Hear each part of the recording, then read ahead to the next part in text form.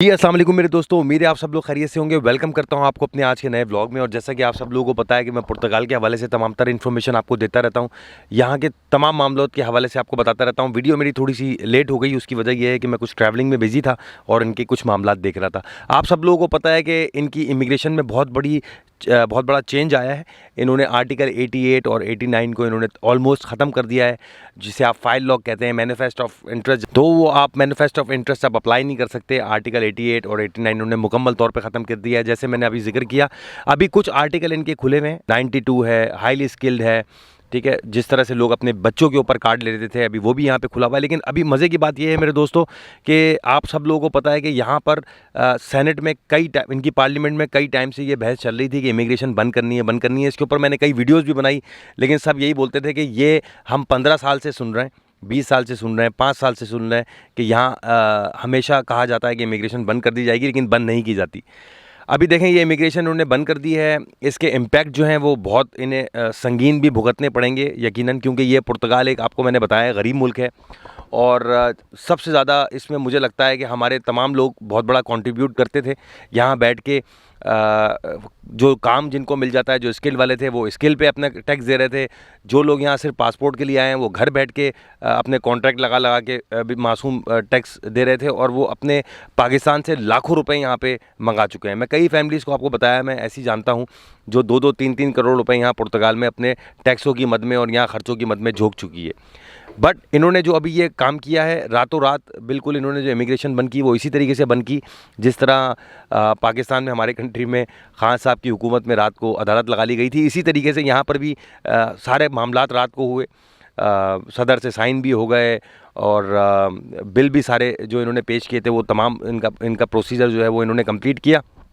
अब मेरे दोस्तों ये देखें आप कि इससे इम्पैक्ट कितना गलत आया है, कितना ख़राब इम्पैक्ट इससे ये हुआ है कि इससे कितना ज़्यादा नुकसान हुआ उन लोगों को। अगर मैं आपको अपना मोबाइल दिखाऊं तो मेरे मोबाइल में कम से कम कोई 500 से 700 ऐसी फैमिलीज़ होंगी, उनके मैसेज होंगे जो वो मुझसे ये बात बोलते हैं कि मुर्तज़ा भाई, हम सऊदी अरब से थे, हम मलेशिया से थे, हम कुवैत से थे, और हमारे वीज़े लग चुके थे, हमारे पास निफ़ मौजूद था, हमें निस्क अप्लाई करना था, लेकिन इन लोगों ने एकदम इमिग्रेशन बंद कर दी है। दूसरा मुझसे ये बात भी बोलते हैं कि मुर्तज़ा भाई, हम पीछे से सऊदी अरब से, दुबई से, कतर से हम अपनी नौकरियाँ, बड़ी बड़ी नौकरियाँ रिज़ाइन करके आए थे, अपनी नौकरियों को छोड़ कर आए थे, ये सोच के कि हमारे बच्चों का फ्यूचर जो है वो सिक्योर होगा इस कंट्री में, हम यहाँ पे अपने बच्चों की परवरिश कर सकेंगे, अपने बेहतर मुस्तकबिल के लिए वो लोग यहाँ पर आए थे। लेकिन अनफॉर्चुनेट ये हुआ कि यहाँ पे इमिग्रेशन बंद हो गई और बहुत बड़ा नुकसान हुआ, ख़ास तौर पे उन लोग इमिग्रेंट्स के लिए जो कि अपना पीछे सारा मामलात, अपनी कश्तियाँ जलाकर काफ़ी अमाउंट लेकर भी इस कंट्री में आए थे।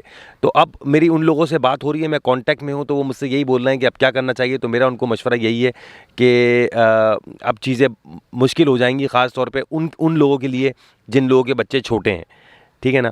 क्योंकि अभी तक इन लोगों ने कोई ऐलान नहीं किया है। अपनी जो इनकी असम्बली है, जो इनकी पार्लियामेंट है, उसमें भी अभी कोई ऐसी दूर दूर तक चीज़ नज़र नहीं आ रही कि नज़र-ए-सानी ये लोग करेंगे और ये अपना जो इनका आर्टिकल 88 और 89 उन्होंने ख़त्म किया है इसको रिवर्स करेंगे। जितनी आसानी से ये पासपोर्ट लोगों को दिया करता था, इसमें थोड़ी सख्ती पैदा की जाए। उस हवाले से ये बिल इन लोगों ने पेश किया है कि जिस तरीके से तमाम यूरोपियन यूनियन में होता है, जिस तरह इंग्लैंड, अमेरिका, कनाडा या जर्मन, बाकी तमाम तर यूरोप कंट्री में ऐसा होता है कि जब भी आप नेशनलिटी के लिए एलिजिबल हो जाते हैं और आप अप्लाई करते हैं तो छोटा सा आपका एक इंटरव्यू लिया जाता है, उससे उस कंट्री के बारे में पूछा जाता है, उससे उसकी कंट्री की लैंग्वेज के बारे में पूछा जाता है कि बताओ तुम इस कंट्री की लैंग्वेज को कितना समझते हो, और हमारे कंट्री में अगर आप नेशनलिटी ले रहे हो तो कितना जानते हो आप हमारी कंट्री की नॉलेज को, हमारे प्राइम मिनिस्टर के बारे में, हमारे इस कंट्री की हिस्ट्री के बारे में, हमारे इवेंट्स के बारे में। यहाँ पे रेंट बहुत हाई हो गए थे, उसकी वजह से अब जिस तरह ये रश छटेगा तो रेंट यहाँ पे नॉर्मल हो जाएगा, मकानों का लोगों के लिए आसानी होगी मकान लेने के लिए। लेकिन इसका इम्पैक्ट मैंने आपसे जिक्र किया, उन लोगों के लिए वो बहुत ज़्यादा डिसहार्ड है।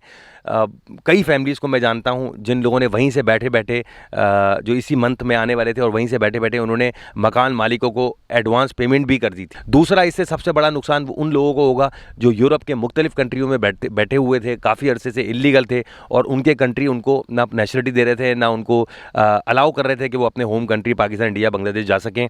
तो यही पुर्तगाल इनके पास एक वाहिद ज़रिया बनता था कि वो वहाँ से यहाँ आके अपने मामला सीधे करके और फिर वो अपने कंट्रियों को यहाँ का पेपर लेने के बाद अपने कंट्री आना जाना कर सकते थे। तो अगर आप मुझसे सही मानों में पूछें तो इस 3 साल की मेरी पुर्तगाल की जर्नी में मैंने यहाँ लोगों को ज़्यादातर कार्ड लेने के बाद भी मायूसी देखा है। अगर आप मेरी पुरानी वीडियोस देखेंगे तो मैंने उसमें ये भी जिक्र किया था कि कितनी मजबूरी और परेशान है यहाँ पे फैमिलियाँ जो रह रही हैं, और मैं कई लोगों को ऐसा जानता हूँ अभी भी वो यहाँ पर हैं और पाकिस्तान में 2-2 3-3 करोड़ वो कार्ड तक खा गए, क्योंकि यहाँ पे काम नहीं है, यहाँ पे नौकरियाँ बहुत मुश्किल हैं।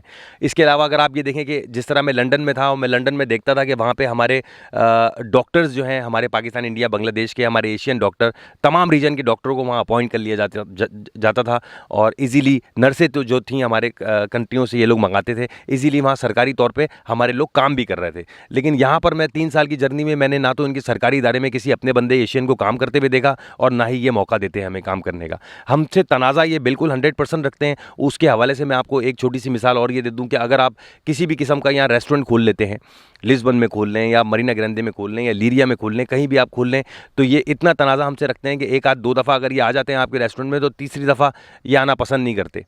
ठीक है, और इनकी जो 99% जो इनकी पॉपुलेशन है वो हमारे एशियन रेस्टोरेंट में आती ही नहीं। इंग्लैंड की तरह नहीं है कि हमारे रेस्टोरेंटों में जिस तरह गोरे आके खाना खाते थे और बड़े खुश हो गए, बार बार उन्होंने अपना एक पॉइंट कर लिया था कि अब आके यहीं खाना है। ऐसा यहाँ मैंने नहीं देखा। यहाँ पे अगर आप कॉफ़ी शॉप भी खोलते हैं तो मैंने ये देखा कि ये हमसे इतना तनाज़ा रखते हैं कि ये हमारे कॉफ़ी शॉपों पे भी आना पसंद नहीं करते।